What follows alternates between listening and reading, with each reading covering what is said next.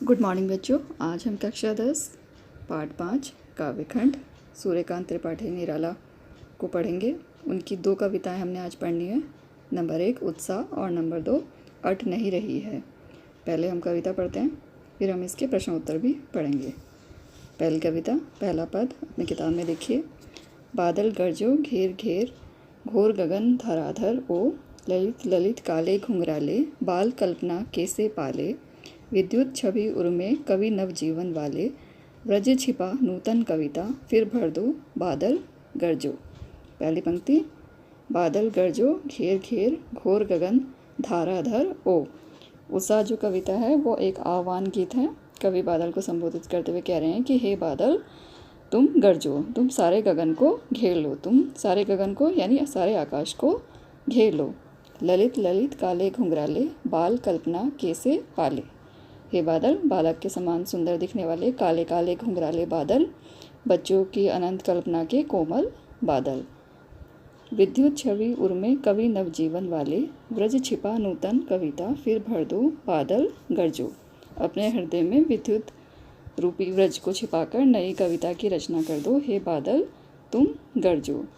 नवजीवन देने वाले कवि के समान बादल, अपने अंदर के विद्युत रूपी व्रज को छिपाकर नई कविता की रचना कर दो, हे बादल तुम गरजो।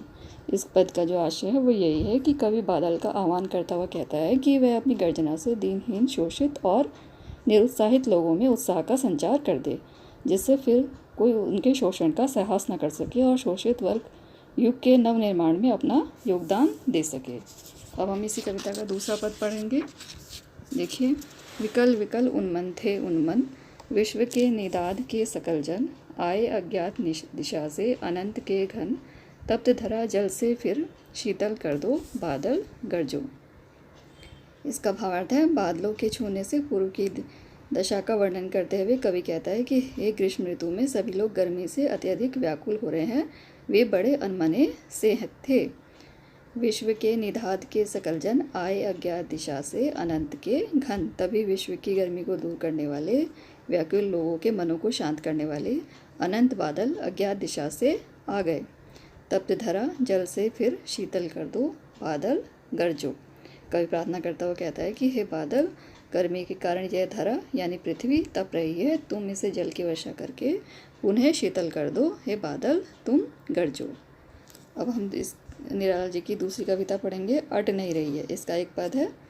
पद देखिए, अट नहीं रही है आभा फागुन की तन, सट नहीं रही है कहीं सांस लेते हो, घर घर भर देते हो, उड़ने को नभ में तुम पर कर देते हो, आँख हटाता हूँ तो हट नहीं रही है, पत्तों से लदी डाल कहीं हरी कहीं लाल, कहीं पड़ी है उर्मे मंद गंध पुष्पमाल, पाट पाट शोभाश्री पट नहीं रही है। पद देखिए, पहली पंक्ति देखिए, अट नहीं रही है आवा फागुन की तन, सट नहीं रही है कहीं सांस लेते हो, घर घर भर देते हो। कवि फागुन का वर्णन इसमें कर रहे हैं और कह रहे हैं कि प्रकृति में फागुन की सुंदरता जो है समा नहीं रही है, इसलिए वह प्रकृति के कण कण से फूट रही है। सब और प्रकृति का ऐसा रम्य रूप है कि उसकी शोभा तन में समा नहीं रही है। फागुन महीने अर्थात बसंत ऋतु में मानव प्रसन्न दिखाई देता है।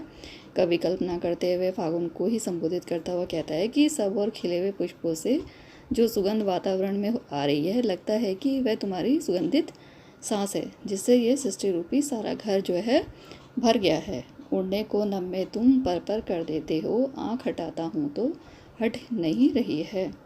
धरती से लेकर आकाश तक सब और तुम्हारा ही सौंदर्य है, लगता है तुमने मुक्त आकाश में उड़ने के लिए अपने पंख खोल दिए हैं। सब तरफ तुम्हारी ऐसी मोह छटा फैली है कि एक पल में भी उसमें अपनी दृष्टि जो है मैं हटा नहीं पाता हूँ, अर्थात मेरा मन एकटक दृष्टि से तुम्हें देखने के लिए व्याकुल है, मैं जाकर भी तुम्हारी ओर से दृष्टि नहीं हटा पाता हूँ। पत्तों से लदी डाल कहीं हरी कहीं लाल, कहीं पड़ी है उर्मे मंद गंध पुष्प माल, पाट पाट शोभाश्री पट नहीं रही है। वृक्षों की डालियाँ भी जो है वो नूतन नए पत्तों से लद गई हैं, उनका रंग कहीं तो हरा है और कहीं लाल है। कहीं कहीं वृक्ष सुगंधित पुष्पों से ऐसे लद गए हैं जिसे देखकर ऐसा लगता है कि तुम्हारे गले में मादक गंध वाली फूलों की माला पड़ी हुई है। हे फागुन, तुम्हारी शोभा कितनी सुंदर है, वह संपूर्ण पृथ्वी में समा ही नहीं रही है। अब हम इन दोनों कविता से संबंधित प्रश्न उत्तर पढ़ेंगे। चलिए पढ़ते हैं। आप इसे अपने कॉपी में पूर्व में लिख चुके हैं, आप अपने कॉपी में इसे देख सकें। देखिए प्रश्न नंबर 1, उत्साह कविता में कवि ने बादल के रूपक में क्या संदेश दिया है? उत्तर, उत्साह आह्वान गीत है जो बादल को संबोधित है। बादल कवि निराला का प्रिय विषय है। कविता में बादल का एक तरफ पीड़ित प्यासे जन्म की आकांक्षा को पूरा करने वाला है, तो दूसरी ओर वहीं बादल नई कल्पना और नए अंकुर के पलवन के लिए कांति चेतना को संभव करने वाला है। कवि जीवन को व्यापक और समग्र दृष्टि से देखता है। कविता में ललित कल्पना और क्रांति चेतना दोनों ही है। प्रश्न 2, अट नहीं रही है कविता में किसका चित्रण है? उत्तर, अट नहीं रही है कविता फागुन मास में आने वाली वसंत ऋतु की मादकता को प्रकट करती है।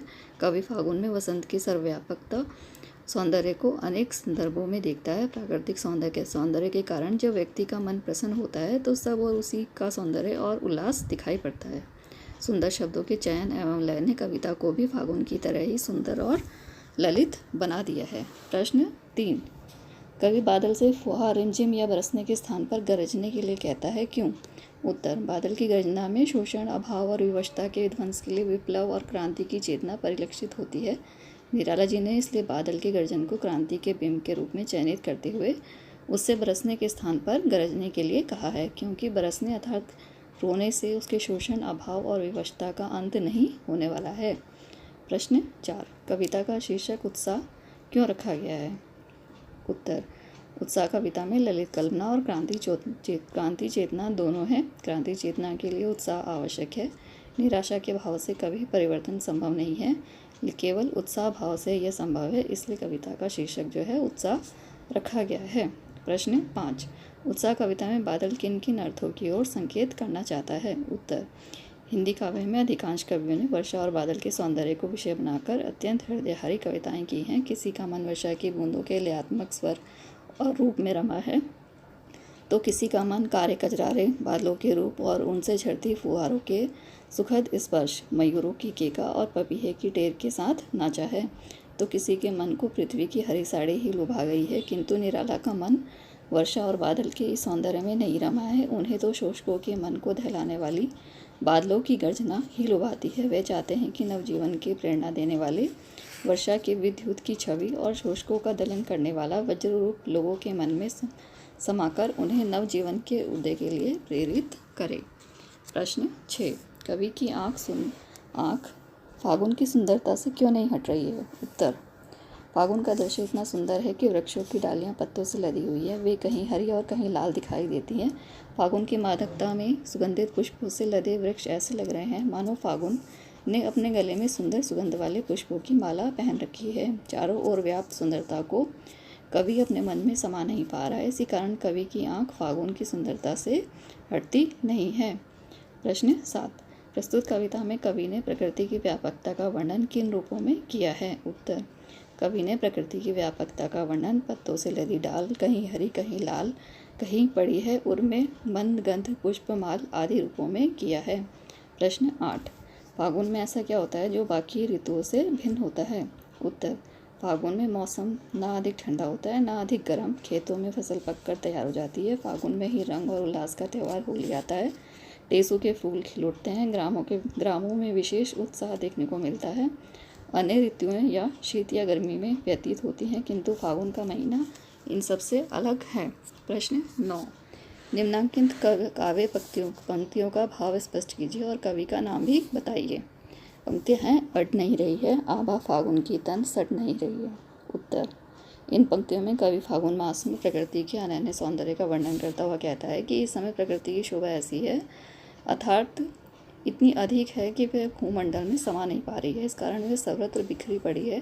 प्रकृति के सौंदर्य को देखकर मन आहदित हो उठता है। मन का यह आहत ही परिणाम में इतना अधिक है कि वह हृदय में नहीं समा रहा है और फाग के गीतों तथा नृत्य संगीत के रूपों में हृदयों से छलक छलक पड़ता है। बच्चों, आप इन पद को ध्यान से पढ़ेंगे और इन प्रश्नोत्तर को भी याद कर लेंगे।